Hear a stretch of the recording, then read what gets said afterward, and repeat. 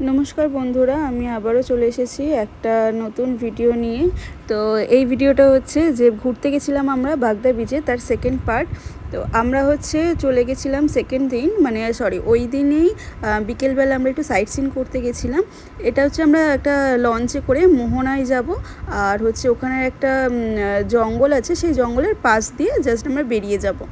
তো এই তো আমার হাজব্যান্ড এখানে, কিন্তু এই নদীটার সামনে এত সুন্দর হাওয়া দিচ্ছিল আপনি কল্পনাও করতে পারবেন না। এত সুন্দর জায়গাটা, চারিদিকে মানে দুদিকে শুধু গাছ আর গাছ, আর পাশে হচ্ছে নদী, আর তার মধ্যিখান দিয়ে আমরা হেঁটে যাচ্ছিলাম লঞ্চে ওঠার জন্য। মানে অপূর্ব সুন্দর লাগছিল চারিদিকটা, মানে প্রপার গ্রাম। এটা হচ্ছে একটা, মানুষজন নেই বললেই চলে, কয়েকজন মাত্র ওখানে বসবাস করে, মানে আপনি গুনতে পারবেন ওখানে কটা বাড়ি আছে।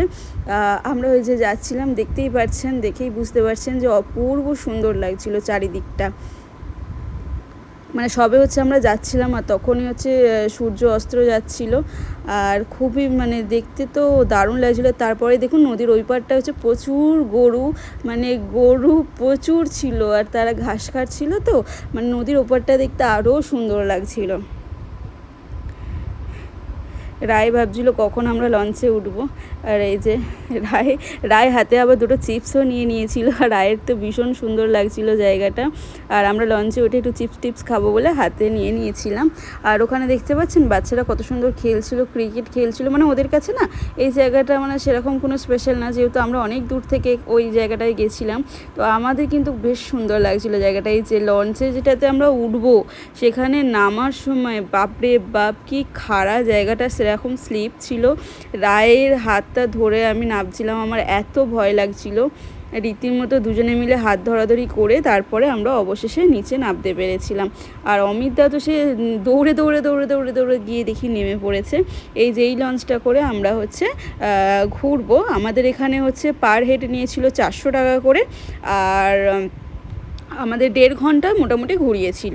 হ্যাঁ, আর লঞ্চে যারা ছিলেন তাদের ব্যবহার কিন্তু সত্যিই খুব ভালো ছিল। ওনারা কিন্তু মানে কোনো রকম তাড়াহুড়ো করেননি। আমরা যেখানে যতক্ষণ সময় কাটানো ততক্ষণ সময় কাটিয়েছিলাম, কোনো একবারের জন্য কিন্তু বলেনি যে তাড়াতাড়ি করুন বা কিছু। আর ওনারা কিন্তু আমাদের ছবি তোলা থেকে ভিডিও করে দেওয়া থেকে সব কিছুরই কিন্তু লঞ্চে পারমিশন দিয়েছিল, আর ওনারাও কিন্তু আমাদের ভিডিও করে দিয়েছিল, প্লাস ছবিও তুলে দিয়েছিল। অমিতাভ আমাকে জিজ্ঞাসা করছিল কেমন লাগছে জায়গাটা, আমি বলছিলাম খুব সুন্দর, দুর্দান্ত লাগছিল। আপনাদের মোহনাটা দেখাবো একটু পরে, আপনারা তখন বুঝতে পারবেন যে জায়গাটা সত্যিই খুব সুন্দর। আমার বর তো সাঁতার জানে না, তো সেক্ষেত্রে আমার বর এইসব লঞ্চ ফঞ্চে উঠতে না ভীষণ ভয় পায়। আর ও আমাকে বলছে তুমি আমার হাতটা চেপে ধরো, নয়তো কিন্তু আমি পড়ে যাবো। আমি তখন বলছিলাম যে তোমার কিচ্ছু হবে না। ও খালি বলছে যে কখন আমাকে ওই কোটটা দেবে, আর আমি কখন কোটটা পরবো। ওই কোটটা পরা মানে ও তখন সেফ হয়ে যায়। কোটটা ততক্ষণ ওকে খুঁজে পাচ্ছিল না বলে দিতে পারছিল না, তখন ছাড়ছিল। তো বলছে আমরা লঞ্চটা ছেড়ে নিই, তারপরে আপনাকে কোটটা দিচ্ছি। তো ততক্ষণ ওর মুখটা দেখেই কিন্তু বুঝতে পারছিলেন আপনি, ও ভিডিও করতেও চাইছিল না, বিকজ ওর ভীষণ ভয় লাগছিল।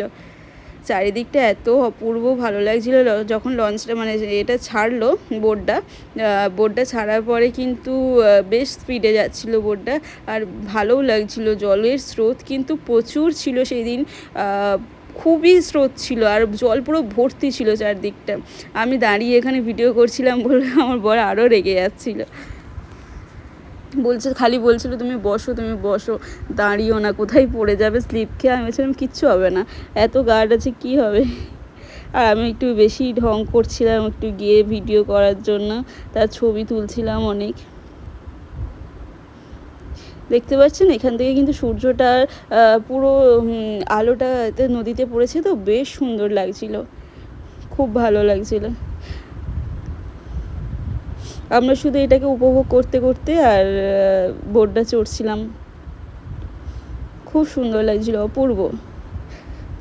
আর আপনাদের একটা কথা বলে রাখি, যখন আপনাদের এই বোর্ডে করে আপনারা রাইড করবেন, তো সেক্ষেত্রে কিন্তু আপনারা একটু বার্গেনিং করবেন। ওরা অনেকটাই দাম আমাদের থেকে চেয়েছিল, যদিও ওটা কিন্তু গ্রাম, আমরা খুব একটা বার্গেনিং করিনি, যেহেতু ওখানে বুঝতেই পারছেন এগুলো থেকেই ওদের ইনকাম। ওরা সেই সব অন্যরকম ইনকামের ওদের সোর্স নেই। এখানে যে কটা ট্যুরিস্ট যায় ওই কজনই, খুব একটা তো ট্যুরিস্ট এখনও পর্যন্ত ওখানে যায় না। যে কজন যায় সে কজন যদি একটু ওদের আমরা না দেখি তো ওদেরই বা কী করে চলবে। বার্গেনিং করবেন অবশ্যই, যদি হিউজ অ্যামাউন্ট চায় সেটাও তো আমাদের পক্ষে দেওয়া সম্ভব নয়। তো যেটুকু বার্গেনিং করার ওইটুকুই করবেন, আমরাও সেটুকুই করেছি। ওনারা আমাদের থেকে ওই 500-র মতো করে চেয়েছিল পার হেড, আমরা 400 বলতে ওনারা কিন্তু রাজি হয়ে গেছিলেন। এই যে এটা হচ্ছে সেই জঙ্গলটা, যে জঙ্গলটাতে আমাদের মানে নিয়ে গেছিলো। এই সামনে দিয়ে আমরা বোটে করে যাচ্ছিলাম, আমরা কিন্তু একবারও কেউ নামিনি ভয়ে, আর নামাইও নি। এখানে কিন্তু থাকে, এখানে হরিণ থাকে আর কুমির থাকে। আমরা কিন্তু একটাও কিছু দেখতে পাইনি, বাট জঙ্গলটা দেখলাম কিন্তু খুবই মানে গভীর জঙ্গল, বেশ ভিতরে কিন্তু অনেকটাই গভীর। আমি দাদাদের জিজ্ঞাসা করলাম, আপনারা তো এখানে প্রায় অনেক বছর ধরেই বোট চালাচ্ছেন, আপনারা কি কুমির দেখেছেন? তো সেক্ষেত্রে ওনারা আমাকে বললো যে হ্যাঁ আমি দেখেছি।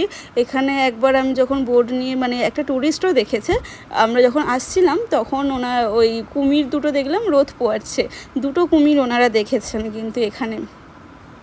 তো আমি শুনে কিন্তু রীতিমতো ভয় পাচ্ছিলাম, আমার হাজব্যান্ডও ভয় পাচ্ছিলো। বললো যে ও কি সেরকম কিছু নয়, আমাদের ডলফিন দেখানোর কথা ছিল, তো ওনারা ডলফিন আমাদের দেখাতে পারেনি। আমি বললাম আপনারা যে বললেন ডলফিন দেখাবেন, বলছে দেখুন আর ডলফিন তো একটু শীতকালের দিকে আসলে দেখা যায়, এখন কিন্তু আপনারা ডলফিন দেখতে পাবেন না। আমি তাহলে সেটা আপনারা আগেই বলতে পারতেন, আমাদের তো একটু এক্সাইটমেন্ট ছিল ডলফিন দেখতে পাবো মাঝখানে গিয়ে হয়তো। বলছে যে সরি ম্যাডাম, এখন কিন্তু ডলফিন আপনারা দেখতে পাবেন না। তো এই যে ওই যে জঙ্গলটা দেখতে পাচ্ছেন, জঙ্গলটার পাশ দিয়ে আমাদের বোটটা যাচ্ছে। খুব ভালো লাগছিলো জায়গাটা, মানে খোলা পুরো জায়গাটা, আর ওদিকে দুদিকে জঙ্গল, আর তার মধ্যিখানে এই যে পাখিগুলো উঠছিল না, এক একটা পাখি না মানে অন্য রকমের, মানে আপনার মানে ঠিক লোকাল পাখি নয় এগুলো, হয়তো অন্য জায়গা থেকে পাখিগুলো আসে।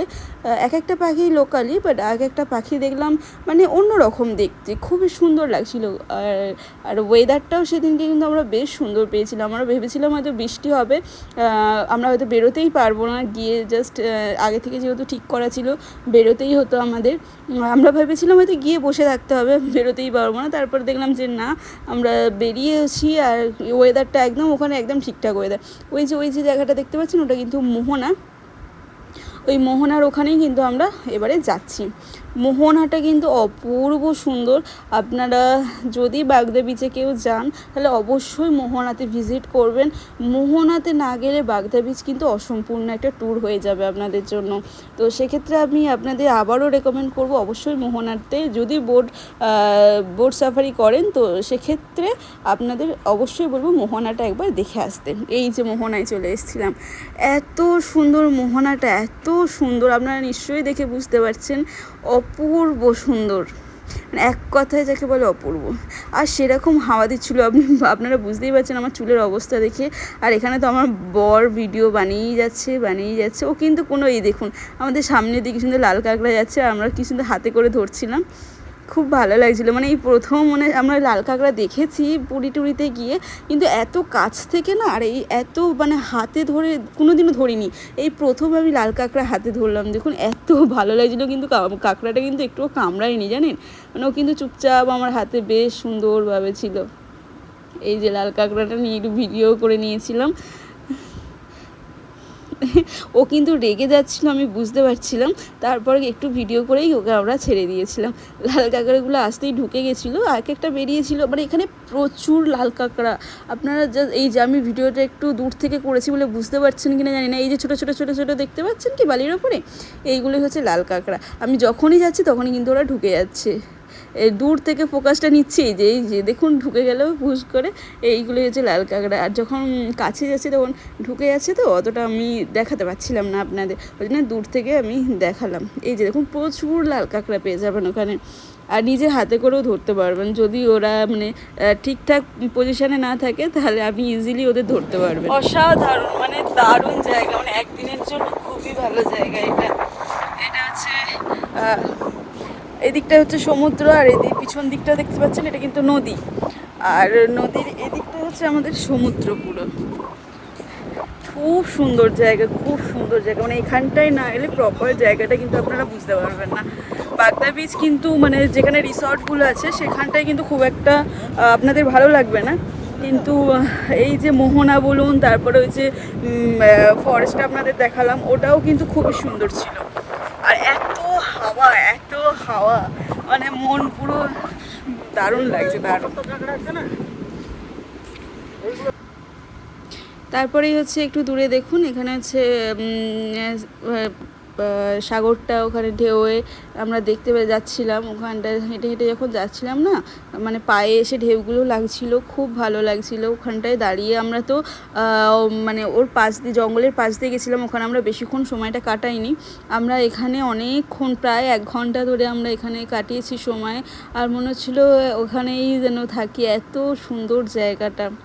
মানে ওখানে কি বলুন তো, দীঘা বলুন, পুরী বলুন, ওই সব জায়গাগুলো না এখন প্রচণ্ড পরিমাণে মানে লোক বেড়ে গেছে, আর ওখানে এত মানে প্রচুর লোক, তো সেক্ষেত্রে আপনি যদি চান যে একটু একা টাইম স্পেন্ড করবেন, আপনার কোনো ভালো মানে যাদের সঙ্গে আপনার ভালো সঙ্গী বলুন বা যাই বলুন, পরে তাদের সঙ্গে একটু একা টাইম স্পেন্ড করবেন, বা একা হয়তো গল্প করবেন, বা যাই করুন না কেন, সেক্ষেত্রে কিন্তু এই জায়গাগুলো না বেশ সুন্দর। মানে এখানে আপনি দাঁড়িয়ে একা অনেকক্ষণ নিজের সঙ্গে টাইম কাটাতে পারবেন এইসব জায়গাতে গিয়ে। সেখানে কোনো সাউন্ড নেই, কিচ্ছু নেই, শুধু আছে এই ঢেউয়ের সাউন্ড, শুধু আছে পাখির সাউন্ড, শুধু আছে হাওয়ার সাউন্ড, এছাড়া মানুষের কোনো সাউন্ড নেই ওখানে। আপনারা দেখতেই পাচ্ছেন এখানে শুধু কিন্তু আমরাই গেছি, এছাড়া কোনো ট্যুরিস্ট নেই, চারিদিকে কোনো ট্যুরিস্ট নেই। আমি আপনাদের ওই জন্যই ঘুরে মানে দেখাচ্ছি পুরোটা, যে কোনো জনবসতি কিচ্ছু নেই এখানটা। আমরাই যে গেছি, শুধুমাত্র কিন্তু আমরাই ওখানে আছি। তারপর আমরা বোট রাইড করে এবার চলে যাচ্ছি, আমাদের বোট রাইড হয়ে গেছে, এবারে আমরা আমাদের হোটেলে চলে যাব। এই যে আমাদের হচ্ছে আস্তে আস্তে প্রায় সন্ধে হয়ে গেছিলো, আমাদের হোটেলের সন্ধ্যের ভিউটা আপনাদের দেখাচ্ছি। সেরকম কিন্তু এখানে লাইট ফাইট খুব একটা কিছু ছিল না, মানে ওই 1-2 ছিল, বাস ওইটুকুর মধ্যেই আমি ভিডিও করে আপনাদের দেখাচ্ছি। দেখতে পাচ্ছেন পুরো অন্ধকার, মানে রাত্রিটা না এখানটা একটু ভয় লাগেই, যদি আপনি বাইরে বেরোন তাহলেই ভয় লাগবে, ঘরের মধ্যে সেরকম কিছু ভয় নেই। তারপরে এসে গেছিলো আমাদের জন্য দুধ চা বিকেলবেলা। দুধ চায়ের সঙ্গে ওরা হচ্ছে একটা আলুর একটা পকোড়া টাইপের করেছিল, ওটা কিন্তু খেতে একদমই ফালতু ছিল, মানে যেটা একদম জঘন্য খেতে ছিল। আলুর পকোড়া কিন্তু যথেষ্ট ভালো খেতে হয়, কেন ওরকম খেতে হয়েছিলো আমি জানি না, কিন্তু তাও নষ্ট করার মানে ভয়ে খেয়ে নিয়েছিলাম, নষ্ট করিনি। কিন্তু এত শক্ত, দেখে বুঝতে পারবেন হয়তো, এত শক্ত যে দাঁত দিয়ে মানে কিন্তু আমার হাজব্যান্ড বলছে কেমন হয়েছে, বলছে ভালোই হয়েছে। ওইভাবে দেখা যায়, ওর সব খাবারই ভালো লাগে। আমি সবার থেকে রিভিউ নিচ্ছিলাম, সবার মানে কেউ খারাপ বলবে না আর কি, খারাপ হলেও কেউ খারাপ বলবে না, কিন্তু মুখের রিয়াকশান দেখে বুঝতেই পারছেন কারোরই ভালো লাগেনি। তো আমরা ওখানে আলাদাভাবে একটা মানে অর্ডার দিয়েছিলাম, চিকেনের হচ্ছে একটা ডিশ, ওখানে জংলি চিকেন বলে একটা পাওয়া যাচ্ছিলো, তো ওটাই আমরা অর্ডার দিয়েছিলাম। এই যে এখানে আমাদের জংলি চিকেন চলে এসেছিলো, তার সঙ্গে আমরা কফিও অর্ডার দিয়েছিলাম। তো এটা কিন্তু খেতে ভালোই ছিল, খারাপ ছিল না। খাওয়া দাওয়ার পরে আমরা হচ্ছে সবাই মিলে একটু জঙ্গল সাফারির দিকে চলে যাচ্ছিলাম। জঙ্গলটা দেখেছি, নো এন্ট্রি এখানে কিন্তু গভর্নমেন্ট থেকে করে দিয়েছিল, যে রাত্রিবেলা কোনো মানে যাওয়া যাবে না বা কিছু। আমরা কিন্তু তাও একটুখানি গেছিলাম, কিন্তু ভীষণ ভয় লাগছিল, যদিও আমরা অনেকেই ছিলাম, তাও কিন্তু জঙ্গলটা এতটাই ভয়ঙ্কর, মানে আপনাদের তো বলছি দারুণ অ্যাডভেঞ্চার একটা জায়গা, আর অসাধারণ লাগছিল যেতে। তারপর আমরা কিছুক্ষণ গিয়ে তারপর কিন্তু আমরা ব্যাক করেছিলাম, আর যেহেতু তার আগের দিনেই পূর্ণিমা ছিল, তো চাঁদটা পুরো গোল। আর রাতে এই যে আমাদের ডিনার দিয়ে দিয়েছিল রুটি, চিকেন, তার সঙ্গে একটা সবজি আর মিষ্টি, আর আমি হচ্ছে ভাত নিয়েছিলাম, আমি রুটি খাইনি, আমার চিকেন দিয়ে যেহেতু ভাতটাই ভালো লাগে, তো সেক্ষেত্রে আমি ভাত নিয়েছিলাম। তো আজকে এই অপূর্ব সুন্দর চাঁদটা চাঁদের দৃশ্যটা দেখতেই ভিডিওটা এখানেই এন্ড করলাম। যদি ভিডিওটা ভালো লেগে থাকে অবশ্যই এটা লাইক করে দেবেন। নমস্কার।